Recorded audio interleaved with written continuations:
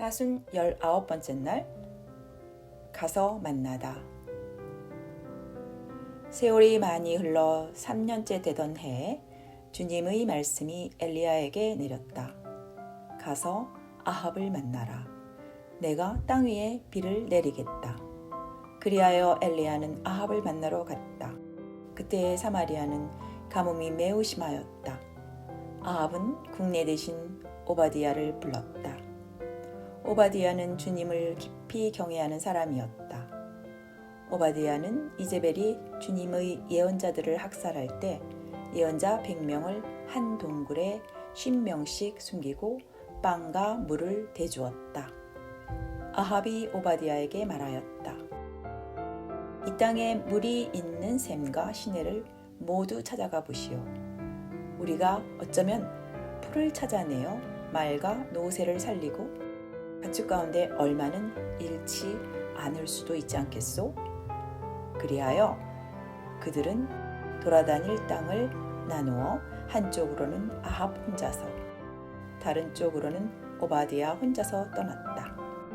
오바디야는 길을 가다가 엘리야와 마주치게 되었다. 그는 엘리야를 알아보고는 얼굴을 땅에 대고 엎드려 인사하였다. 엘리야 나리가 아니십니까?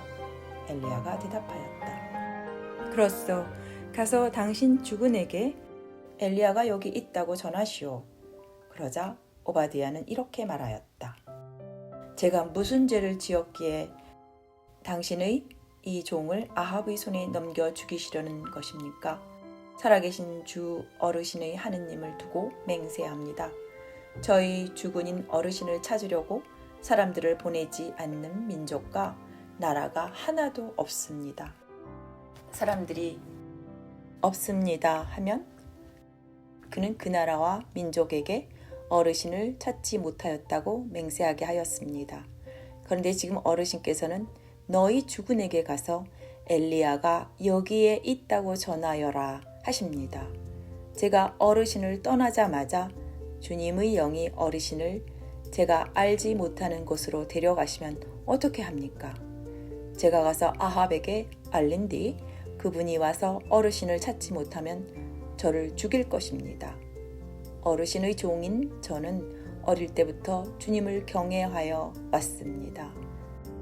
나리께서는 전에 이제벨이 주님의 예언자들을 살해할 때 제가 주님의 예언자 100명을 한 동굴에 50명씩 숨기고 빵과 물을 대주었다는 소문을 듣지 못하셨습니까? 그런데 지금 어르신께서는 너희 주군에게 가서 엘리야가 여기에 있다고 전하여라 하십니다. 그렇게 하면 그가 저를 죽일 것입니다. 엘리야가 대답하였다. 내가 섬기는 만군의 주님께서 살아계시는 한 내가 오늘 반드시 임금을 만나겠소. 열왕기 상권 18장 1절부터 15절까지 말씀입니다. 지금까지 짤막하게 소개된 본문 가운데 있는 이 긴 이야기는 우리에게 몇 가지 중요한 정보를 줍니다. 우선 가뭄이 몰고 온 처참한 결과가 생생하게 소개됩니다. 노새와 말이 먹을 풀조차 없어 죽어갑니다. 그러니 사람의 양식은 어떠할지 쉽게 상상이 갑니다. 그리고 아합은 엘리야가 사라진 것을 그냥 넘기지 않습니다. 아합은 엘리야를 찾으려고 사람들을 보내지 않은 민족과 나라가 없습니다. 가뭄의 시작이 엘리야와 연결되어 있으니 가뭄을 끝내는 것도 엘리야만이 할 수 있다는 생각도 일리가 있습니다. 하느님은 엘리야를 크리시네로 숨기고 이방 지역으로 보내는 등 보호의 손길을 뻗어 예언자를 지켜주셨습니다. 할 일이 없다는 게 실은 아주 잘된 일이며 의미가 있었음을 때로는 나중에야 깨닫습니다. 아합의 아내 이제벨은 바알의 사제들과 예언자들에게 길을 터주기 위해 하느님의 모든 예언자들을 학살하려 했습니다. 그런데 아합의 왕궁에는 여전히 울고준 이스라엘 사람 오바디아가 있습니다. 오바디아 역시 계획을 알리는 이름처럼 이해가 쉬운 이름입니다. 오바디아는 하나님의 시종이란 뜻입니다. 오바디아는 왕의 재산을 관리하는 국내 대신이라는 주요 직책을 맡은 사람입니다. 오바디아는 왕비의 명령을 거슬러 하나님의 예언자 100명을 동굴에 숨기고 빵과 물을 대줍니다. 오바디아는 궁정에서 맡은 직책 덕분에 몰래 하느님의 예언자들을 구할 수 있었습니다. 어떤 일이나 사람 때문에 위험을 무릅쓰는 용감한 사람들은 언제나 있었고 여전히 존재합니다. 이들은 절망적으로 보이는 상황까지 활용할 줄 압니다. 그래서 오바디아와 엘리야의 만남은 더 당혹스러워 보입니다. 오바디아는 가까이 다가오는 엘리야를 알아보고는 엘리야가 받아 마땅한 경의를 표합니다. 하지만 오바디아는 엘리야가 자신의 거처를 아합에게 전하라는 요구를 거부합니다. 이 소식을 전한다고 해도 주님의 영이 엘리야를 다시 데려갈 수도 있다는 걸 알기 때문입니다. 갑작스런 엘리야의 실종과 헛된 수색을 이해할 수 있는 대목입니다. 오바디아는 엘리야를 막 찾은 지금 다시 그런 일이 벌어진다면 오바디아에게는 죽음이 기다릴 뿐입니다. 분노에 휩싸인 아합이 오바디아를 죽일 게 분명합니다. 오바디아는 불안에 사로잡힙니다. 자기 목숨에 대한 불안, 아합에 대한 불안, 그리고 하느님과 엘리야가 어떤 계획을 또 세울지 모르니 불안하기만 합니다. 오바디아는 마치 자신을 변호하듯 자신은 주님을 깊이 경외하며 예언자 100명을 숨겨준 사람임을 상기시킵니다. 엘리야에게 그리고 하느님께 이런 사실을 상기시키는 것도 나쁠 건 없습니다.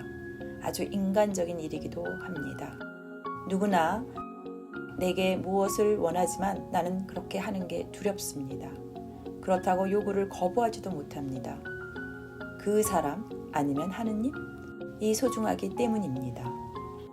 그래서 그렇게 할 수도 없고 또 하고 싶지 않다고 해명하고 변호하고 이해를 구하려고 애씁니다.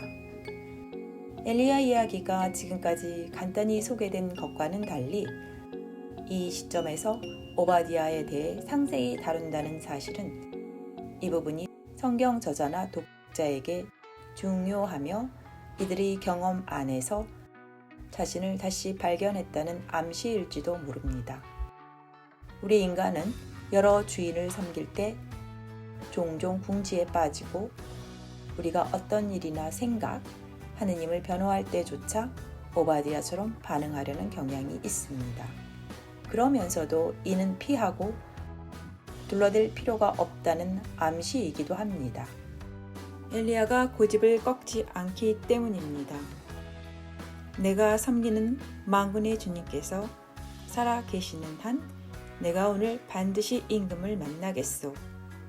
이 부분을 읽으면 가서 몸을 숨겨라와 가서 머물러라가 떠오를 겁니다.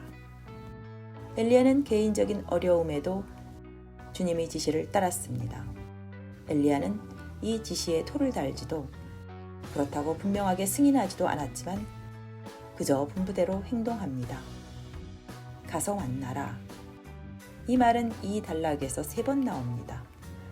처음에는 주님의 지시에서 1절, 그 다음은 엘리야의 분명한 행위에서 2절, 그 다음에는 다시 예언자의 명확한 계획에서 15절.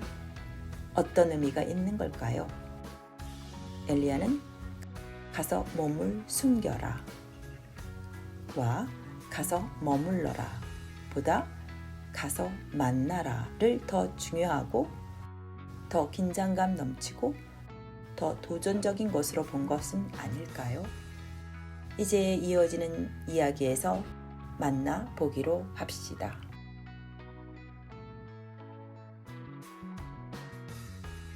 여기까지가 사순 19번째 날 가서 만나다라는 묵상 제목의 글이었습니다. 감사합니다.